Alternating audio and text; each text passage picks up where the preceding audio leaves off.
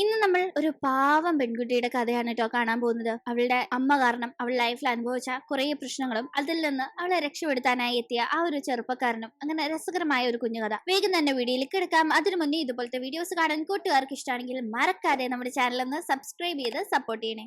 കഥ തുടങ്ങുന്നത് നമ്മുടെ കഥാനായികയായ സാൻഡ്രയെ കാണിച്ചുകൊണ്ടാണ്. സാൻഡ്ര ഹൈസ്കൂൾ പഠനത്തിന് ശേഷം യൂണിവേഴ്സിറ്റിയിലേക്ക് പഠിക്കാൻ പോകാനായി നിൽക്കുന്ന ആ ഒരു സമയമാണ്. സാൻഡ്രയുടെ അച്ഛൻ മരിച്ച് അമ്മ മറ്റൊരു വിവാഹം കഴിച്ച് മറ്റൊരിടത്താണ് ഉള്ളത്. മുത്തശ്ശന്റെ സംരക്ഷണയിലായിരുന്നു അവൾ കഴിഞ്ഞിരുന്നത്. ഇനി യൂണിവേഴ്സിറ്റി പഠനമൊക്കെ അവളുടെ ലൈഫിന്റെ മറ്റൊരു ഘട്ടത്തിലേക്ക് അവൾ കടക്കാൻ പോകുന്നത് കൊണ്ട് തന്നെ അതിനൊക്കെ മുന്നേ കുറച്ച് ടൈം അവൾക്ക് ഫ്രീ ആയിട്ടുണ്ടല്ലോ. ആ ഒരു സമയത്ത് അമ്മയെ പോയി കണ്ടിട്ട് വരാനായി മുത്തശ്ശൻ അമ്മയുള്ള സിറ്റിയിലേക്ക് അവളെ പറഞ്ഞു വിടുന്നു. അങ്ങനെ ആ ഒരു സിറ്റിയിലേക്ക് എത്തുന്ന സാൻഡ്രയാണ് നമ്മളിപ്പോ കാണുന്നത്. എയർപോർട്ടിൽ തന്നെ പിക്ക് ചെയ്യാനായി താൻ വരുന്നതറിഞ്ഞ് അമ്മ എത്തുമെന്ന് അവൾ പ്രതീക്ഷിച്ചെങ്കിലും അവൾ കാത്തിരുന്ന് മുഷിഞ്ഞു അല്ലാതെ അമ്മ വന്നതേയില്ല. സാൻഡ്രയുടെ അച്ഛൻ ഒരു ആക്സിഡന്റിൽ മരണപ്പെട്ട ആളാണ്. അതിനുശേഷം അമ്മ മറ്റൊരു വിവാഹം കഴിച്ച് മാറിയെന്ന് ഞാൻ പറഞ്ഞിരുന്നില്ലേ. അമ്മ പിന്നീട് സാൻഡ്രയെ തിരിഞ്ഞു നോക്കിയിട്ട് പോലും ഉണ്ടായിരുന്നില്ല. ഇപ്പൊ സാൻഡ്ര വന്നിങ്ങനെ വെയിറ്റ് ചെയ്ത് നിന്ന് അമ്മയെ കാണാതെ കോണ്ടാക്ട് ചെയ്യുമ്പോഴാണ് അമ്മ അവളെ പിക്കാൻ വരുന്നില്ല, ഡ്രൈവറെ വിടാമെന്ന് അറിയിക്കുന്നത്. അമ്മ അവരുടെ ഈ ഒരു മാരേജിൽ ഉണ്ടായ മകളുമായി ഹാപ്പിയായി ഷോപ്പിംഗും മറ്റുമായി കറങ്ങിയടിച്ച് നടക്കാണ്. സാൻഡ്രയെ പറ്റി അവർക്ക് ഒരു ചിന്തയുമില്ല എന്നതാണ് വാസ്തവം. അങ്ങനെ ഡ്രൈവറിന്റെ കൂടെ സാൻഡ്ര അവളുടെ അമ്മയുടെ വീട്ടിലേക്ക് എത്തുന്നു. അങ്ങനെ അവിടെ എത്തുന്നവൾ യാത്ര കഴിഞ്ഞ് വന്നതുകൊണ്ട് തന്നെ അർജന്റായി ഒന്ന് ടോയ്ലറ്റിൽ പോകാനായി അകത്തേക്ക് ചെന്ന് കയറുമ്പോഴേക്കും ആ ടോയ്ലറ്റിനകത്ത് ഒരു പയ്യനുണ്ടായിരുന്നു. അവൾ പെട്ടെന്ന് പേടിച്ച് പുറത്തേക്ക് ഇറങ്ങുന്നു. അവനും അവളെ കണ്ടൊന്ന് ഞെട്ടുന്നുണ്ട്. പുറത്തെത്തി നിൽക്കുന്ന അവളുടെ മുന്നിലേക്ക് എത്തുന്ന അവനെ കണ്ട് അവൻ തന്റെ അമ്മയുടെ സ്റ്റെപ്പ് സൺ ആയിരിക്കുമെന്ന് അവൾ വിചാരിക്കുന്നുണ്ട്. അമ്മ രണ്ടാമത് കല്യാണം കഴിച്ച ആൾക്ക് ഉണ്ടായിരുന്ന മകൻ. അവന്റെ പേര് ടോം എന്നാണെന്ന് അവൾക്കറിയാം. അതുകൊണ്ട് ഇത് അവനാണ് എന്ന് വിചാരിച്ച് അവൾ അങ്ങനെ നിൽക്കുമ്പോഴേക്കും അവനൊരു ഫോൺ വന്നവൻ മാറിപ്പോന്നു. ഈ സമയം മുകൾ നിലയിൽ നിന്ന് സ്റ്റെപ്പ് ഇറങ്ങി ഒരു പയ്യൻ എത്തുന്നുണ്ട്. ആക്ച്വലി അവനായിരുന്നു ടോം. നീ സാൻഡ്ര അല്ലേ എന്ന് അവൻ ചോദിക്കുമ്പോൾ അതേന്ന് പറയുന്നവൾ ശരി ലഗേജ് എടുത്തോണ്ട് മേളിലേക്ക് റൂം കാണിച്ചു തരാന്ന് അവൻ വിളിക്കുന്നത് കേട്ട് അവളുടെ ലഗേജും എടുത്ത് സ്റ്റെപ്പ് കയറാനായി പാടുപെടുന്നു. ഇത് കണ്ടിട്ടും ടോം ഒന്നും അവളെ ഹെൽപ്പ് ചെയ്യാൻ പോലും മെനക്കെട്ടതേ ഇല്ല. ഇത് കാണുന്ന മുന്നേ നമ്മൾ കണ്ട പയ്യനില്ലേ, അവൻ അതിൽ ഇടപെടുന്നു. അവന്റെ പേര് ജെയിംസ് എന്നാണ്. ജെയിംസ് ടോമിനോട് എടാ ഇത് നിന്റെ സിസ്റ്റർ അല്ലേ, ഒരു ബ്രദറായി നീ ഇങ്ങനെയാണോ ഇവളോട് പെരുമാറേണ്ടത് എന്ന് ചോദിക്കുമ്പോൾ ഇവളെന്റെ സ്വന്തം സിസ്റ്റർ ഒന്നും അല്ലല്ലോ, അതുകൊണ്ട് എനിക്ക് ആ കെയറൊന്നും അവളോട് ഇല്ലാന്നായിരുന്നു അവന്റെ മറുപടി. പിന്നെ ഇത് നിന്റെ വീടല്ല, ക്ലാസ് തുടങ്ങുമ്പോഴേക്കും ഇവിടെ നിന്ന് പൊക്കോണോന്ന് സാൻഡ്രയുടെ ഒരു താക്കീത് കണക്ക് ടോം സംസാരിക്കുന്നതൊക്കെ തന്നെ ജെയിംസ് കേൾക്കുന്നുണ്ട്. അങ്ങനെ ടോം അകത്തേക്ക് കയറി പോകുമ്പോൾ സാൻഡ്ര അവളുടെ ലഗേജും ചുമന്ന് പോകാനായി കഷ്ടപ്പെടുന്നത് കാണുന്ന ജെയിംസ് ആണ് അവൾക്ക് അതൊക്കെ എടുത്തു കൊടുത്ത് അവളെ ഹെൽപ്പ് ചെയ്യുന്നത്. ജെയിംസ് തന്റെ അമ്മയുടെ സ്റ്റെപ്പ് സൺ ആണെന്ന് തെറ്റിദ്ധരിച്ച് അവൾക്ക് ആ ഒരു തെറ്റിദ്ധാരണ എന്തായാലും മാറി കിട്ടുന്നുണ്ട്. തന്റെ സ്റ്റെപ്പ് ബ്രദർക്ക് തന്നെ കണ്ണെടുത്താൽ കണ്ടുവിടാന്നും അവൾക്ക് മനസ്സിലാവുന്നു. അങ്ങനെ പിന്നീട് അവൾ അവിടെ ഉള്ളപ്പോ ഫുഡൊന്നും കഴിക്കാനായിട്ട് അവിടെ അവൾക്ക് കിട്ടിയില്ല. കാരണം അമ്മയൊക്കെ പുറത്തു പോയിരിക്കാണ്, ഇതുവരെ വന്നില്ല. ടോം ആകട്ടെ ബാസ്കറ്റ് ബോൾ കളിക്കാനായി കോർട്ടിലേക്കൊന്നും പറഞ്ഞു പോയി. തുടർന്ന് അവൾ വിശന്ന് അടുത്തുള്ള സൂപ്പർ മാർക്കറ്റിൽ പോയി എന്തെങ്കിലും ഒരു ചെറിയ ഫുഡ് കിട്ടുമോ എന്ന് നോക്കി അത് വാങ്ങിച്ച് തിരിച്ചു വരുന്ന സമയത്താണ് ആ കോർട്ടിന്റെ അതിലൂടെ പാസ് ചെയ്യുന്നവൾ അവിടെ ജെയിംസും ടോമും ബാസ്കറ്റ് ബോൾ കളിക്കുന്നത് കാണുന്നത്. പെട്ടെന്ന് അവർ കളിച്ചുകൊണ്ടിരുന്ന ബോൾ ദിശ തെറ്റി അവളുടെ നേരെ പാഞ്ഞു വന്നത് അവളെ തലക്കടിച്ച് വീഴ്ത്തുന്നുണ്ട്. തുടർന്ന് താഴെ വീണ സാൻഡ്രയുടെ ബോധം പോയിട്ടുണ്ടായിരുന്നു. അവളെ വേഗം തന്നെ ജെയിംസ് ആണ് എടുത്തുകൊണ്ട് ഹോസ്പിറ്റലിലേക്ക് കൊണ്ടുപോകുന്നത്. അങ്ങനെ അവൾ പരിശോധിക്കുമ്പോൾ അവൾ വളരെ വീക്കാണ്, ഫുഡൊന്നും കഴിച്ചിട്ടില്ല എന്നത് മനസ്സിലാവുന്നുണ്ട്. അവൾ കൺവീനിയൻസ് സ്റ്റോറിൽ പോയി ഫുഡും വാങ്ങിച്ച് കഴിച്ച് വരുന്ന സമയത്താണല്ലോ ഇത് സംഭവിച്ചത്. അവൾ ബ്ലഡ് ഷുഗറും ലോ ആയി ആകെപ്പാടെ വീക്കായിരുന്നു. ഇത് മനസ്സിലാക്കുന്ന ജെയിംസ് ഏട്ടാ നിന്റെ സിസ്റ്റർ ആയിട്ട് നീ എന്തെങ്കിലും കാണിക്കുന്നതെന്ന് ചോദിച്ചു ടോമിനെ വഴക്ക് പറയുമ്പോഴും ടോമിന് ഒരു കെയറും സാൻഡ്രയെ പറ്റിയില്ല. അല്ലെങ്കിൽ അവളുടെ കാര്യങ്ങളൊന്നും നോക്കണം, അവളാണ് തന്റെ വീട്ടിലേക്ക് ഇപ്പോൾ വന്നിരിക്കുന്ന ഒരു ഗസ്റ്റ് എന്നൊരു പരിഗണന പോലും അവൻ കൊടുക്കുന്നില്ല എന്ന് പറയാം. അവനാട്ടെ പിന്നെ എനിക്ക് വേറെ പണിയുണ്ടെന്ന് മട്ടിലായിരുന്നു അവളെ ട്രീറ്റ് ചെയ്യുന്നത്. പിന്നെ ജെയിംസ് ഇത്രയും പറഞ്ഞുകൊണ്ട് മാത്രം പേരിന് 2 കഷ്ണം ബ്രെഡ് അവളുടെ മുന്നിലേക്ക് ഇട്ട് കൊടുക്കുന്നുണ്ട്. എന്തായാലും ഹോസ്പിറ്റലിൽ നിന്ന് ഡിസ്ചാർജ് ആയി വീട്ടിലേക്ക് വന്ന ശേഷമാണ് ഷോപ്പിങ്ങിന് പോയിട്ടുണ്ടായിരുന്ന തന്റെ അമ്മയെയും തന്റെ ഹാഫ് സിസ്റ്ററായ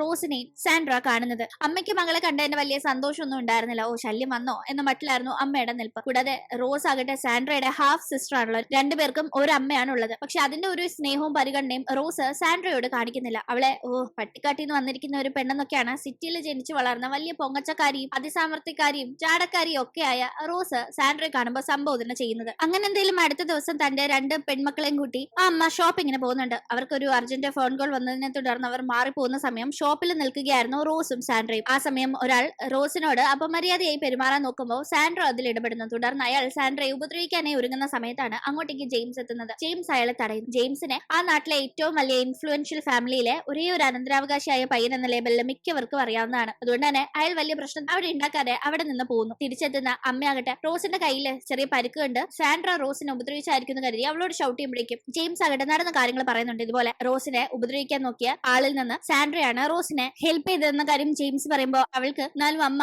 സത്യം അറിയാതെ ചോദിക്കാതെ തന്നെ എന്തിനും ഇങ്ങനെ വഴക്ക് പറഞ്ഞു. അമ്മയ്ക്ക് തന്നെ പറ്റി ഒരു കെയറും ഇല്ലല്ലോ, അമ്മയ്ക്ക് താൻ ഒരു മകളാണെന്ന് കൺസിഡറേഷൻ പോലും ഇല്ലല്ലോ എന്നത് അവൾക്ക് സങ്കടമായിട്ടുണ്ട്. ജെയിംസിനെ കണ്ടപാടെ റോസ് പഞ്ചാര അടിക്കാൻ നോക്കുന്നുണ്ടെങ്കിലും ജെയിംസ് അവളെ മൈൻഡ് പോലും ചെയ്യുന്നില്ല. എന്തായാലും അങ്ങനെ തന്റെ യൂണിവേഴ്സിറ്റിയിലേക്ക് പോകേണ്ട സമയമാവുന്നു സാൻഡ്രയ്ക്ക്. അമ്മയുടെ വീടിന്റെ അടുത്തുള്ള ഒരു യൂണിവേഴ്സിറ്റി തന്നെയാണ് അവൾ പോകുന്നത്. അങ്ങനെ അവൾ അവിടേക്ക് പോകാനായി ലഗേജും എടുത്തുകൊണ്ട് പോകുന്ന സമയത്താണ് ഇനി ഹോസ്റ്റൽ കണ്ടുപിടിക്കണം, അങ്ങനെ കുറെ കാര്യങ്ങളുണ്ടല്ലോ. ഫസ്റ്റ് ആയി ചെല്ലുമ്പോൾ അവൾക്ക് ഹെൽപ്പിന് അമ്മയോ ആരും കൂടെ വന്നിട്ടില്ല, ഒറ്റയ്ക്കാണ്. പക്ഷെ അവിടെ വെച്ച് അവൾ ജെയിംസിനെ കാണുന്നു. ജെയിംസ് ആണ് അവൾക്ക് ലഗേജ് ഒക്കെ എടുത്തു കൊടുത്തും മറ്റെല്ലാ കാര്യങ്ങളും അവിടെ ചെയ്തു കൊടുത്തും കൂടെ നിൽക്കുന്നത്. ഇത് അവിടെയുള്ളവർക്ക് ഭയങ്കര അമ്പരപ്പായിരുന്നു. അവരെയൊക്കെ സംബന്ധിച്ച് ജെയിംസ് അവിടുത്തെ ഏറ്റവും പോപ്പുലർ പയ്യനാണ്. ആ ജെയിംസ് ഇപ്പോ പുതുതായി വന്ന ഒരു പെണ്ണിനെ ഇങ്ങനെ കെയർ ചെയ്യുമ്പോൾ അത് എല്ലാവരും വളരെ പെട്ടെന്ന് ശ്രദ്ധിക്കുന്നുണ്ട്. പ്രത്യേകിച്ച് എമിലി എന്ന ഒരു പെൺകുട്ടിക്ക് ജെയിംസിനോട് കഴിഞ്ഞ കുറെ നാളുകളായി ക്രഷ് അടിച്ചിരുന്നു. അവൾ ഏതായി പെണ്ണ്, ഇവളുമായിട്ട് എന്താ ജെയിംസിന് ഇത്ര കാര്യമൊന്നും മറ്റില്ല. ആദ്യമേ സാൻഡ്രയെ കണ്ണിലെ കരടായി കാണാൻ തുടങ്ങുന്നു. അങ്ങനെ അവളെ ഹോസ്റ്റൽ റൂമിൽ വെച്ച് എമിലിയുടെ ഫ്രണ്ട്സ് വന്ന് ഹറാസ് ചെയ്യാൻ നോക്കുന്നുണ്ട്. പക്ഷെ അവരോട് ചുറ്റും മറുപടി കൊടുക്കാനായി സാൻഡ്രയ്ക്ക് സാധിക്കുന്നു. പക്ഷെ അവിടെ കൊണ്ട് അത് നിൽക്കാതെ അതിന്റെ പകരം വീട്ടാനായി അവളെ കുറച്ച് പയ്യന്മാരെ വിട്ട് അറ്റാക്ക് ചെയ്യാനായി എമിലി നോക്കുന്നുണ്ട്. ആ പയ്യന്മാർ അവളെ ഉപദ്രവിക്കാൻ നോക്കുന്ന കാഴ്ച ജെയിംസ് കാണുകയും അവൻ അവരെ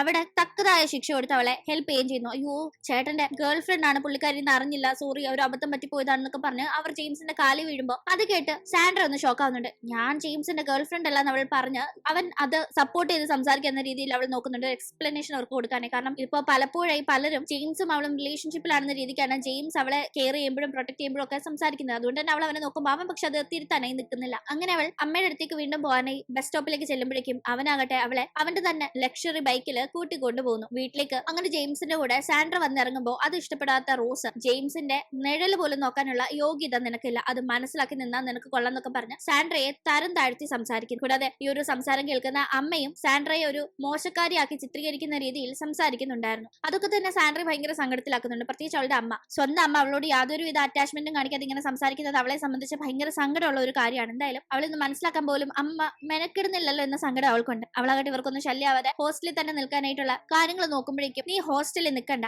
നീ ഇവിടെ തന്നെ നിന്നാ മതി, ഇവിടെ ഇങ്ങനെ ഒരു വീടും കാര്യങ്ങളൊക്കെ ഉള്ളപ്പോൾ നീ ഹോസ്റ്റലിൽ നിന്നാൽ അത് നിന്റെ സ്റ്റെപ്പ് ഫാദർക്കാ കുറച്ചില്ല, അയാൾ നിന്നെ നോക്കാത്തോണ്ടാന്നൊക്കെ പറഞ്ഞ് ചുമ്മാ ആൾക്കെതിരെ റൂമർ വരും, അതിന്റെ ആവശ്യമില്ല, നീ ഇവിടെ തന്നെ നിന്നാ മതി എന്ന് പറഞ്ഞു എന്തോ ഒരു കാര്യം കൊണ്ട് അവളെ ഇവിടെ തന്നെ നിർത്താനായി അവർക്ക് അത്രയും നേരം ഇല്ലാത്ത ഒരു ശുഷ്കാന്തി വരുന്നുണ്ട്. എന്തായാലും ജെയിംസ് അതിനൊക്കെ ശേഷം അവന്റെ വീട്ടിലേക്ക് ചെല്ലുമ്പോൾ അവിടെ അവന്റെ അച്ഛനും അമ്മയും അവന്റെ ബർത്ത്ഡേ സെലിബ്രേറ്റ് ചെയ്യാനായിട്ടുള്ള തയ്യാറെടുപ്പിലായിരുന്നു. പക്ഷെ എന്തുകൊണ്ടോ ജെയിംസിന് അവന്റെ ബർത്ത്ഡേ സെലിബ്രേറ്റ് ചെയ്യുന്നത് തീരെ ഇഷ്ടമല്ല. അവൻ അവിടെ നിന്ന് അതിലൊന്നും പങ്കെടുക്കാതെ മാറിപ്പോകുന്നു. പിന്നീട് പുറത്ത് പോകുന്ന അവൻ പുറത്ത് സാൻഡ്രയെ കാണുന്നുണ്ട്. തുടർന്ന് അവളോട് ഇരുന്ന് സംസാരിക്കുന്ന സമയത്താണ് അവളുടെ അച്ഛൻ പണ്ടേ മരിച്ച കാര്യവും അവളുടെ കുഞ്ഞിലാണ് ആ ഒരു സംഭവം. അധികം വൈകാതെ അമ്മ മറ്റൊരു വിവാഹം കഴിച്ച് ഇങ്ങോട്ട് മാറിയ കാര്യവും പിന്നീട് അവൾക്കും അമ്മയ്ക്കിടയിൽ അങ്ങനെ കോൺടാക്ട് ഒന്നും ഉണ്ടായിരുന്നില്ല. അമ്മ അവളെ മൈൻഡ് പോലും ചെയ്തിട്ടില്ല. ഇപ്പോഴാണ് അവൾ ഇങ്ങനെ അമ്മയുടെ അടുത്തൊക്കെ നിൽക്കുന്നതെന്ന കാര്യങ്ങളൊക്കെ അവനോട് പറയുന്നുണ്ട്. അങ്ങനെ സംസാരിക്കുമ്പോൾ അവന്റെ ബർത്ത്ഡേ ആണെന്ന് അറിയുന്ന അവൾ കയ്യിലുള്ള ഒരു ക്യാൻഡി അവന് കൊടുത്ത് അവനെ ഹാപ്പി ബർത്ത്ഡേ വിഷ് ചെയ്യുന്നു. ഇനിയുള്ള ദിവസങ്ങളൊക്കെ തന്നെ ഈ ചോക്ലേറ്റ് പോലെ മധുരിക്കട്ടെ എന്ന് അവൾ ആശംസിക്കുമ്പോൾ അവൻ ഒരുപാട് സന്തോഷം തോന്നുന്നുണ്ട്. സാധാരണ അവനെ ആരെങ്കിലും ബർത്ത്ഡേ വിഷ് ചെയ്താൽ ഒട്ടും ഹാപ്പി ആവാറില്ലാത്ത അവൻ പക്ഷെ ഇന്ന് വളരെ ഹാപ്പിയായി ആ ഒരു വിഷ് കേൾക്കുകയും അവൾ കൊടുത്ത ചോക്ലേറ്റ് കഴിക്കുകയും ചെയ്യുന്നു. ചിരിച്ചു നിൽക്കുന്ന അവളെ കാണുന്നവന് എന്തോ അവളോട് വല്ലാത്തൊരു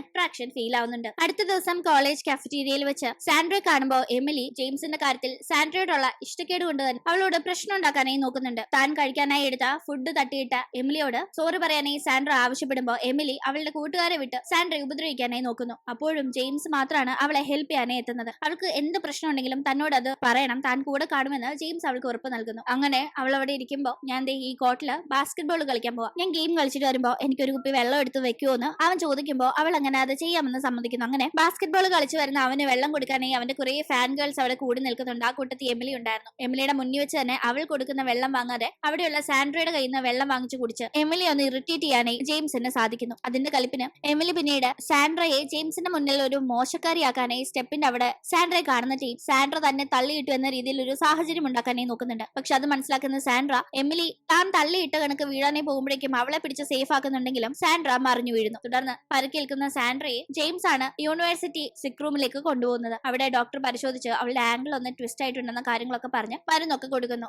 ജെയിംസ് ആണ് അടുത്തിരുന്ന ആ ഒരു സമയത്തും സാൻഡ്രയെ കാര്യമായി നോക്കുന്നത്. ഇതൊക്കെ കാണുന്ന സാൻഡ്രയ്ക്ക് അവളുടെ മുത്തശ്ശനെ പോലെ അവളെ കെയർ ചെയ്യുന്ന മറ്റൊരാളെ ഇപ്പോഴാണല്ലോ അവൾ കാണുന്നത്. അവളുടെ അച്ഛന്റെ മരണശേഷം ആകെപ്പാടെ അവളുടെ ലൈഫിൽ എല്ലാ കാര്യങ്ങളും ചെയ്തു കൊടുത്തിട്ടുണ്ടായിരുന്നത് മുത്തശ്ശനാണ്. ഇപ്പൊ മുത്തശ്ശൻ കൂടെ ഇല്ലാത്ത ഈ ഒരു സാഹചര്യത്തിൽ അതേ കണക്ക് അവളുടെ കൂടെ നിൽക്കുന്നത് ജെയിംസ് ആണല്ലോ എന്ന ഒരു തോന്നൽ വരുന്നുണ്ട്. അങ്ങനെ പരിക്കേറ്റ അവളെ അവൻ തന്നെയാണ് വീട്ടിലേക്ക് കൊണ്ടാക്കുന്നത്. അവിടെ ജെയിംസിന്റെ കൂടെ അവൾ വന്ന കണ്ടപാടെ അമ്മ അവളെ കൂട്ടിക്കൊണ്ട് മുകൾ നിലയിലേക്ക് കൊണ്ടുപോകുന്നു. ഈ സമയം റോസിന് രണ്ട് കാര്യങ്ങളിൽ ഇഷ്ടക്കേട് തോന്നുന്നുണ്ട് സാൻഡ്രയോട്. ഒന്ന്, ജെയിംസിന്റെ കൂടെ അവൾ ഭയങ്കര കമ്പനിയായോ എന്ന ഒരു കാര്യം ഓർത്ത്. കാരണം ജെയിംസ് ആണ് അവളെ ഇപ്പൊ എപ്പോഴും എല്ലാ കാര്യങ്ങളും ചെയ്തു കൊടുത്ത് കൂടെ കൊണ്ട് നടക്കുന്നത്. രണ്ടാമതായി അമ്മയുടെ സ്നേഹം പങ്കിടേണ്ടി വരുമോ എന്നൊരു ടെൻഷൻ അവൾക്കുണ്ടായിരുന്നു. അതുകൊണ്ട് തന്നെ അവൾ അവളുടെ അച്ഛനോട് അച്ഛ എത്ര എത്രയും പെട്ടെന്ന് സാൻഡ്ര ഇവിടെ നിന്ന് പറഞ്ഞു വിടാനായിട്ടുള്ള എന്തെങ്കിലും ചെയ്യണമെന്ന് ആവശ്യപ്പെടുന്നുണ്ട്. ഇതേ സമയം മുകൾ നിലയിലേക്ക് സാൻഡ്രയെ കൂട്ടിക്കൊണ്ട് പോയിട്ടുണ്ടായിരുന്ന അവളുടെ അമ്മ അവൾക്ക് സ്റ്റെപ്പ് കയറാൻ പാടാണെന്ന് മനസ്സിലാക്കിയാണ് അവളെ അങ്ങനെ താങ്ങി പിടിച്ച് മുകളിൽ കൊണ്ടുപോകുന്നത്. പക്ഷെ അപ്പോഴും അവളോട് ഇറിറ്റേറ്റഡ് ആയി സംസാരിക്കുന്നു. ജെയിംസിന്റെ പുറകെ നടക്കില്ലെന്ന് എത്ര പറഞ്ഞാലും നിനക്ക് എന്താ മനസ്സിലാവാത്തത്? നിന്റെ സ്റ്റെപ്പ് ഫാദർ നിന്റെ യൂണിവേഴ്സിറ്റി ഫീസും കാര്യങ്ങളൊക്കെ അടയ്ക്കാനായി തയ്യാറാണ്. അദ്ദേഹത്തെ നാണം കെടുത്തുന്ന രീതിയിൽ അവിടെയോ ഈ വീട്ടിലോ ഒന്നും നീ പെരുമാറിയേക്കരുത്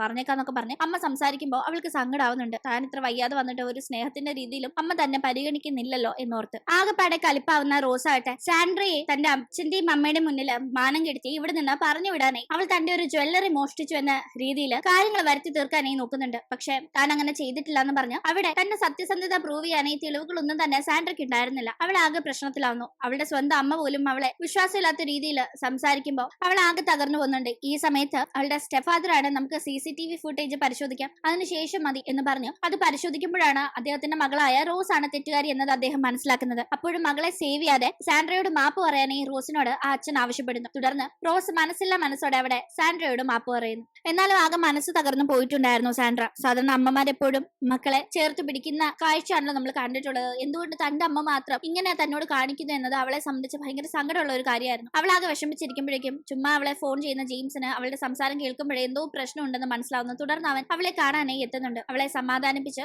എന്തിനും അവൻ കൂടെ ഉണ്ടാകുമെന്ന ഉറപ്പ് നൽകുന്നു. അങ്ങനെ അവളാകട്ടെ ചെറിയൊരു ബ്രേക്ക് ക്ലാസ്സുകളിൽ നിന്ന് കിട്ടുമ്പോഴേക്കും നേരെ പോകുന്നത് അവളുടെ മുത്തശ്ശനെ കാണാനായിട്ടാണ്. തുടർന്ന് മുത്തശ്ശന്റെ കൂടെ ഗ്രാമത്തിൽ കുറച്ചു ദിവസം ചെലവഴിച്ച ശേഷം അവൾ മടങ്ങിയെത്തുന്നു. ന്യൂ ഇയർ സംബന്ധിച്ചുള്ള ഒരു ബ്രേക്ക് ആയിരുന്നു. മടങ്ങിയെത്തുന്ന അവൾ ന്യൂ ഇയർ സെലിബ്രേറ്റ് ചെയ്യാനായി ജെയിംസ് വിളിച്ചത് പ്രകാരം പോകുന്നുണ്ട്. ജെയിംസിന് അവളെ ഇഷ്ടമാണെന്ന് അവൾക്ക് വ്യക്തമായിട്ടുണ്ട്. അവൾക്കും അതേ കണക്കൊരു ഇഷ്ടം അവനോടുണ്ട്. രണ്ടുപേരും അങ്ങനെ തുറന്നത് പറഞ്ഞിട്ടില്ലെങ്കിലും അവർക്ക് അത് ഫീൽ ആവുന്നുണ്ട്. അങ്ങനെ അവർ ന്യൂ ഇയർ സെലിബ്രേഷന് ഒത്തുകൂടിയിരിക്കുമ്പോൾ അവിടെ കുറച്ച് പ്രശ്നങ്ങൾ ഉണ്ടാവുന്നു. ഈ സമയത്ത് പമ്മി പതുങ്ങി നിൽക്കാതെ സാൻഡ്ര പ്രശ്നം ഉണ്ടാക്കാൻ വന്നവരെ അടിച്ചു തോൽപ്പിക്കുന്നുണ്ട്. ജെയിംസിനെ സംബന്ധിച്ച് അത് ഭയങ്കര ഷോക്കിംഗ് ആയ ഒരു കാഴ്ചയായിരുന്നു. കാരണം ഇവൾക്ക് നന്നായി ഫൈറ്റ് ചെയ്യാൻ അറിയാം, അവൾ നന്നായി മാർഷൽ ആർട്സ് ചെയ്യുന്ന ഒരാളാണ് എന്നത് അപ്പോൾ മാത്രമാണ് അവൻ അറിയുന്നത്. അവൻ അവളെ പറ്റി ഒരുപാട് അഭിമാനം തോന്നുന്നു. അങ്ങനെ ഹാപ്പിയായി ഇവരുടെ കാര്യങ്ങൾ മുന്നോട്ട് പോകുന്നു. ആ ഒരു സമയത്ത് ഒരു ദിവസം അച്ഛന്റെ കൂടെ കാറിൽ സഞ്ചരിക്കുന്ന ടീം തനിക്കൊരു പെൺകുട്ടി ഇഷ്ടമാണെന്ന് അച്ഛനോട് പറയുന്നുണ്ട്. അവൻ ഒരു ഗേൾ ഫ്രണ്ട് ഉണ്ടെന്ന് കേൾക്കുമ്പോൾ അച്ഛൻ വളരെ ഹാപ്പി ആവുന്നു. അങ്ങനെ ആ ഒരു കാര്യങ്ങളെ പറ്റി അവർ സംസാരിച്ചു വരുന്ന സമയത്താണ് അവരുടെ കാർ ആക്സിഡന്റ് ആവുന്നത്. ഈ സമയം ജെയിംസിനെ രക്ഷപ്പെടുത്താനായി അവന് ആക്സിഡന്റ് മൂലം ഉണ്ടാവുന്ന ആഘാതം കുറയ്ക്കാനായി പരിശ്രമിക്കുന്ന അച്ഛന് കുറച്ചുകൂടെ സീരിയസ് ആയി പരിക്കേൽക്കുന്നുണ്ട്. തുടർന്ന് അച്ഛനെ ഹോസ്പിറ്റലിൽ എത്തിക്കുമ്പോൾ ഇതേ കണക്ക്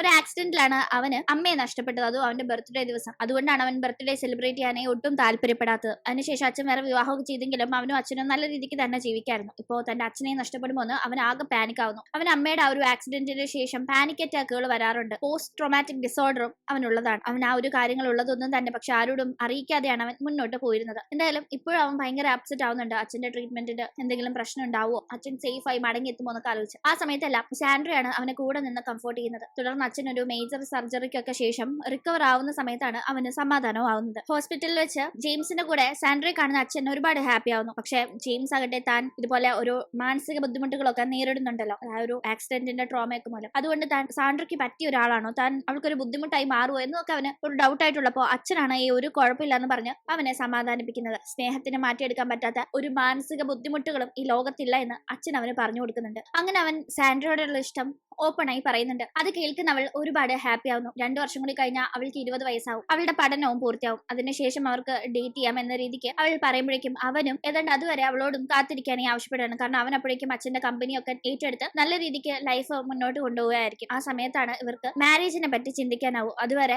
പരസ്പരം എപ്പോഴും താങ്ങായും തണലായും ഒന്നിച്ചുണ്ടാകാം എന്നൊരു രീതിക്ക് തന്നെ അവർ ഡിസൈഡ് ചെയ്യുന്നു. അങ്ങനെ കാര്യങ്ങൾ മുന്നോട്ട് പോകുന്ന സമയം സാൻഡ്രയ്ക്ക് വീട്ടിൽ എപ്പോഴും റോസ് പ്രശ്നം ഉണ്ടാക്കിക്കൊണ്ടേയിരുന്നു. അതിന്റെ ഭാഗമായി സാൻഡ്ര വളരെ പൊന്നുപോലെ കൊണ്ടു നടന്ന അവളുടെയും അച്ഛന്റെയും ഫോട്ടോ ഒന്നിച്ചുള്ള ഒരു ക്രിസ്റ്റൽ ബൗൾ ഉണ്ട്. അവളുടെ കയ്യിലുള്ള അച്ഛന്റെ ഏക ഫോട്ടോ അതായിരുന്നു. അതിപ്പോ റോസ് പൊട്ടിക്കുന്നു. അതിന്റെ പേരിൽ സാൻഡ്ര റോസ് ആണ് അത് എടുത്തതെന്നെല്ലാം അവിടെ സംസാരിക്കുമ്പോൾ അമ്മ ഒരിക്കലും സാൻഡ്രയെ സപ്പോർട്ട് ചെയ്യുന്നില്ല. റോസിനെ വെറുതെ കുറ്റം പറയുകയാണ് സാൻഡ്ര എന്ന രീതിക്കാണ് അവളുടെ സ്വന്തം അമ്മ അവളോട് പെരുമാറുന്നത്. ദേഷ്യം വരുന്ന അവൾ തന്നെ വിശ്വസിക്കാൻ ആരുമില്ലാത്ത, തനിക്ക് വേണ്ടി നിലകൊള്ളാൻ ആരുമില്ലാത്ത വീട്ടിൽ ഇനി താൻ നിൽക്കില്ല എന്ന് ഉറപ്പിച്ച് സാധനങ്ങളും പാക്ക് ചെയ്ത് ഹോസ്റ്റലിൽ നിൽക്കാനായി ഒരുങ്ങുന്നു. അതിനായി അവൾ ജെയിംസിനോടും ഹെൽപ്പ് ചോദിക്കുന്നുണ്ട്. അങ്ങനെ അവൾ ഇവിടെ നിന്ന് പോയ ശേഷമാണ് അമ്മയ്ക്ക് താൻ ചെയ്തത് തെറ്റാണ്, റോസ് തന്നെയാണ് സാൻഡ്ര പൊന്നുപോലെ സൂക്ഷിച്ചിരുന്ന അവളുടെ അച്ഛന്റെ ഒരേ ഒരു ഫോട്ടോ അവളുടെ കയ്യിൽ ഉണ്ടായിരുന്ന ഒരു ക്രിസ്റ്റൽ ബൗൾ പൊട്ടിച്ചതെന്ന കാര്യം മനസ്സിലാവുന്നുണ്ട്. പക്ഷെ അപ്പോഴേക്കും സാൻഡ്ര വീട് വിട്ട് ഇറങ്ങിയിരുന്നു. അങ്ങനെ ഹോസ്റ്റലിൽ നിൽക്കുന്ന ടീമും അവൾക്ക് എമിലി മൂലം പല പ്രശ്നങ്ങൾ ഉണ്ടാവുന്നുണ്ടെങ്കിലും അപ്പോഴെല്ലാം ജെയിംസ് ആണ് അവളെ കംഫോർട്ട് ചെയ്യുന്നത്. അങ്ങനെ കാര്യങ്ങൾ വീണ്ടും മുന്നോട്ട് പോകുമ്പോൾ ജെയിംസിനും സാൻഡ്രയ്ക്കും ഇടയിലുള്ള റിലേഷൻഷിപ്പിനെ പറ്റി വ്യക്തമായി മനസ്സിലാക്കുന്ന അവളുടെ സ്റ്റെപ്പ് ഫാദർക്ക് അത് ഇഷ്ടാവുന്നില്ല. അദ്ദേഹത്തിന് ബിസിനസ് സംബന്ധമായ പല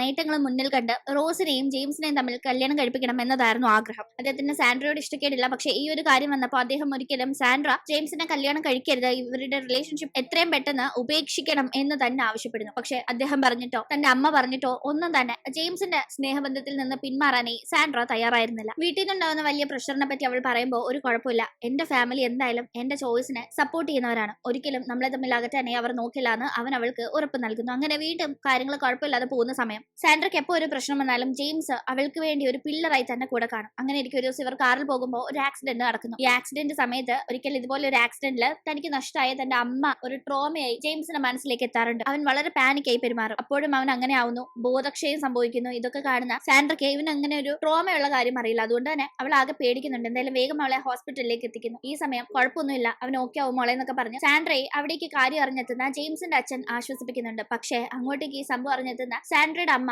ജെയിംസിന് അവൾ കാരണം ഇപ്പൊ വലിയ പ്രശ്നം ഉണ്ടായെന്നും പറഞ്ഞ് അവളാണ് ഈ ആക്സിഡന്റിന് കാരണം എന്നൊക്കെ അവളെ ആരോപിച്ച് ഉപദ്രവിക്കാനായി നോക്കുന്നു. അവിടേക്ക് ആ ഒരു അവസരം മുതലാക്കാനായി അവളുടെ സ്റ്റെപ്പ് ഫാദറും എത്തുന്നുണ്ട്. അവർ രണ്ടുപേരും കൂടി ചേർന്ന് സാൻഡ്ര ഭയങ്കരമായി കുറ്റപ്പെടുത്തുമ്പോഴേക്കും ഓക്കെ ആയിട്ടുണ്ടായിരുന്ന ജെയിംസ് സാൻഡ്രയെ ഇനി വിഷമിപ്പിച്ച അതിനുള്ള പ്രത്യാഘാതം അവർ നേരിടേണ്ടി വരുമെന്ന് അവരെ പേടിപ്പിക്കുകയാണ്. കാരണം ഇവരുടെ ബിസിനസിനെ ചുറ്റിപ്പറ്റിയുള്ള ബിസിനസ് ഒക്കെയാണ് സാൻഡ്രയുടെ സ്റ്റെപ്പ് ഫാദർ ഒക്കെ ചെയ്യുന്നത്. അതുകൊണ്ട് ഇവരുമായിട്ടുള്ള കോൺട്രാക്ട് നഷ്ടപ്പെട്ടാൽ അത് അവർക്ക് വലിയ നഷ്ടമായി മാറും. അതിന്റെ കാര്യം പറഞ്ഞ് പേടിപ്പിക്കുന്ന ജെയിംസ്, നിങ്ങൾക്ക് ജീവിക്കാൻ വേണ്ടി ഇവളെ ഉപദ്രവിക്കാൻ ഇനി ഞാൻ സമ്മതിക്കില്ല, ഇനി ഇവളുടെ കാര്യം നോക്കാൻ നിങ്ങൾ വന്നേക്കരുത്, ഞാൻ നോക്കൂടെ എന്നവിടെ ധൈര്യത്തോടെ പറയുമ്പോൾ അവന്റെ അച്ഛനും അവന്റെ ഡിസിഷനെ സപ്പോർട്ട് ചെയ്യുന്നുണ്ട്. അങ്ങനെ ജെയിംസ് ഹോസ്പിറ്റലിൽ നിന്ന് ഡിസ്ചാർജ് ആയ ശേഷം തന്റെ അച്ഛന്റെ കല്ലറയുടെ അവിടേക്ക് ജെയിംസിനെ കൂട്ടി സാൻഡ്ര പോകുന്നു. അച്ഛന് താൻ ഇഷ്ടപ്പെടുന്ന പയ്യനെ പരിചയപ്പെടുത്താനായിട്ടായിരുന്നു അവൾ പോകുന്നത്. ജെയിംസ് അവിടെ നിന്നുകൊണ്ട് അദ്ദേഹത്തിന് ഇതുപോലൊരു പെൺകുട്ടിയെ തനിക്ക് തന്നതിന് നന്ദി പറയുന്നുണ്ടായിരുന്നു. അങ്ങനെ അവരവിടെ നിൽക്കുന്ന സമയം അവിടേക്ക് മാസ്ക് ധരിച്ച ഒരാൾ ഇവരെ ഉപദ്രവിക്കാനായി വരുന്നു. ആക്ച്വലി ഇവരുടെ കൂടെ നിൽക്കുന്ന സാൻഡ്രയുടെ ആ ഒരു ആന്റിയുടെ എക്സ് ഹസ്ബൻഡ് ആണ് അയാൾ മൂലം ഇവർക്ക് കുറെ പ്രശ്നങ്ങൾ ഉണ്ടായിരുന്നു. ഇതൊക്കെ പരിഹരിക്കാനായി സാൻഡ്രയുടെ കൂടെ നിന്ന് ജെയിംസ് ആണ് അവരെ സഹായിച്ചത്. ഇപ്പൊ ഇവർ മൂന്നുപേരും ഇവിടെ വന്നതറിഞ്ഞ് അയാൾ ഇവരെ അറ്റാക്ക് ചെയ്യാൻ വന്നതാണ്. ലക്ഷ്യം തന്റെ ഈ വൈഫിനെ കൊലപ്പെടുത്തുക എന്നതായിരുന്നു. പക്ഷെ ആ സമയം ജെയിംസ് അയാളെ തടയുമ്പോൾ അവൻ അവരെ രക്ഷിക്കാൻ സാധിക്കുന്നുണ്ടെങ്കിലും അവന്റെ കയ്യിൽ കുത്തിയേൽക്കുന്നു. അവൾ ആകെ അവന്റെ കാര്യത്തിൽ കൺസേൺ ആയിരുന്നെങ്കിലും അവൻ ഒരു കുഴപ്പമില്ല എന്നൊക്കെ പറഞ്ഞ് അവളെ ആശ്വസിപ്പിക്കുന്നു. അങ്ങനെ ഇവർ ഒന്നിച്ച് ദിവസങ്ങൾ മുന്നോട്ട് കൊണ്ടുപോവാണ്. അവൾക്ക് 20 വയസ്സാവാനായി കാത്തിരിക്കായിരുന്നു. അവൾ പറഞ്ഞ പോലെ അവളും ഒന്ന് സെറ്റിലായി, അവനും ഒന്ന് സെറ്റിലായി, അവർ മാരേജിലേക്ക് കടക്കാനായി. അങ്ങനെ ഓരോ ദിവസങ്ങൾ എണ്ണി കടത്തി വിടുകയാണ്. തുടർന്ന് അവൾക്ക് 20-ാം വയസ്സാവുന്ന ആ ഒരു ദിവസം തന്നെ അവർ മാരേജ് രജിസ്റ്റർ ചെയ്യാനായി പോകുന്നു. അങ്ങനെ അവൾക്ക് കൊടുത്ത വാക്ക് പാലിച്ച് അവന്റെ ലൈഫിലേക്ക് അവളിപ്പോ അവന്റെ ഫ്യൂച്ചറായി വന്നിരിക്കുകയാണ്. തുടർന്ന് അവർ ഒന്നിച്ച് ജീവിച്ചു തുടങ്ങുമ്പോൾ ഇതറിയുന്ന സ്റ്റെപ്പ് ഫാദർ അവരുടെ കല്യാണം നടന്നതിന്റെ ഇഷ്ടക്കേടൊക്കെ കൂടി, അതായത് റോസിനെ കൊണ്ട് ജെയിംസിന്റെ കല്യാണം കഴിപ്പിക്കാൻ സാധിക്കാഞ്ഞതിന്റെ നിരാശയൊക്കെ കൂടി സാൻഡ്രയുടെ അമ്മയുടെ അടുത്ത് അവർ ഉപദ്രവിച്ച് തീർക്കുന്നുണ്ട്. തുടർന്ന് അവർക്ക് തന്നെ ഉപദ്രവിക്കുന്നത് കണ്ടിട്ട് അച്ഛന് കൂട്ടു നിൽക്കുന്ന റോസ് ആയിരുന്നില്ല സാൻഡ്ര. അവൾ തനിക്ക് വേണ്ടി ഒരുപാട് സഹിച്ച, തന്നെ എപ്പോഴും ചേർത്ത് പിടിക്കാൻ നോക്കിയ ഒരു മകളായിരുന്നു. പക്ഷെ ഒരിക്കലും തന്റെ ഈ ഒരു ഹസ്ബൻഡിനെയും അതിലുണ്ടായ മകളെയും പ്ലീസ് ചെയ്യാനായി ശ്രമിക്കുന്നതിന്റെ ഇടയിൽ തന്റെ ചോരയായ സാൻഡ്രയെ പരിഗണിച്ചിട്ടില്ല എന്ന വലിയ തെറ്റ് മനസ്സിലാക്കി അവർ ആ ബന്ധം വിട്ട്, ആ വീട് വിട്ട് അവിടെ നിന്ന് ഇറങ്ങുകയാണ്. തുടർന്ന് സാൻഡ്രയെ പോയി കണ്ടവർ മാപ്പ് ചോദിക്കുന്നു. സാൻഡ്രയ്ക്ക് അമ്മയോട് അങ്ങനെ ദേഷ്യമോ ഇഷ്ടക്കേടോ ഇല്ലാത്തത് കൊണ്ട് അവൾ അമ്മയെ ചേർത്ത് പിടിക്കുന്നുണ്ട്. അങ്ങനെ വളരെ ഹാപ്പിയായി സാൻഡ്രയുടെയും ജെയിംസിന്റെയും ലൈഫും മുന്നോട്ട് പോകുന്നിടത്ത് ഈ ഒരു കുഞ്ഞു കഥ ഇവിടെ അവസാനിക്കുന്നു. കൂട്ടുകാർക്ക് ഈ വീഡിയോ ഇഷ്ടമായാൽ മറക്കാതെ ലൈക്ക് ചെയ്തും ഷെയർ ചെയ്തും സബ്സ്ക്രൈബ് ചെയ്തും സപ്പോർട്ട് ചെയ്യണം. വീണ്ടും പുതിയൊരു കഥയുമായി കണ്ടുമുട്ടും വരെ ബൈ.